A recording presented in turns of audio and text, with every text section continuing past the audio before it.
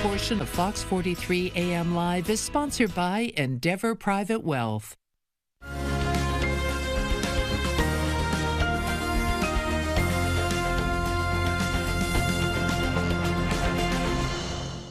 Brady Franklin, a partner in Endeavor Private Wealth, is joining us for our latest segment on investing. Brady, good morning. Good morning.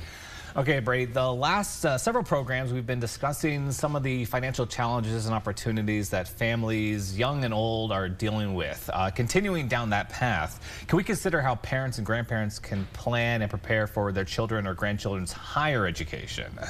Most certainly.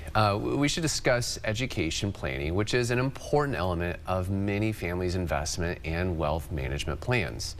Let's start by examining 529 savings plans, which are a flexible, tax-advantaged way to invest for education that parents and grandparents should consider.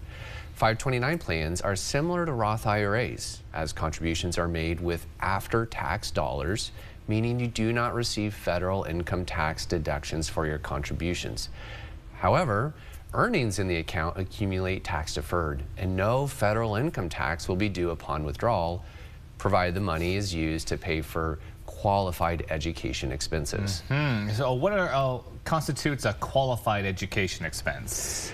Qualified education expenses include college tuition and fees, room and board, books, computer and equipment and supplies, and any additional expenses required by a special needs student. Basically, it includes everything required for coursework, but not for partying or spring break. You can also use a 529 to pay up to $10,000 of tuition per year at primary and secondary schools in most, but not all states. And thanks to the recently enacted SECURE Act, where paying up to $10,000 of student loan debt is considered a qualified expense. Okay, so 529 plans aren't just for a traditional four-year college education then? That's right. 529 funds can be used for the designated student's attendance at any eligible institution of higher education that meets specific federal accreditation standards. That includes two-year community colleges, proprietary and vocational schools, apprenticeship programs recognized by the Department of Labor, and some foreign schools that are eligible to participate in financial aid programs under Title IV of the Higher Education Act of 1965. This flexibility is important because not every child is going to want to go to a traditional four-year college. So say a parent or grandparent funds a 529 plan and the child or grandchild ends up receiving a scholarship to university, what happens then?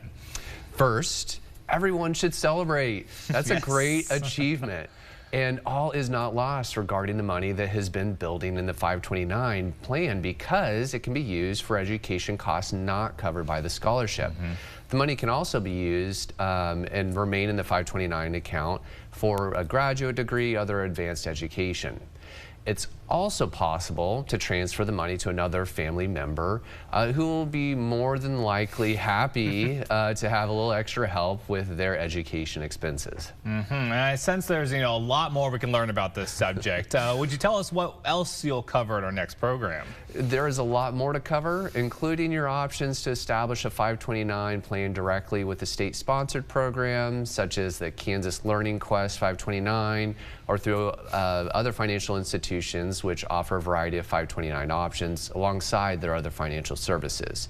There are also ways to utilize 529 plans to accomplish estate planning and wealth transfer objectives for parents and grandparents while funding their children's or grandchildren's educations. Wow, all right. Well, Brady, we always appreciate your time, and I cannot wait to learn more about this important topic. And of course, everyone, to learn more about Endeavor Private Wealth, visit EndeavorPW.com. The preceding portion of Fox 43 AM Live was sponsored by Endeavor Private Wealth.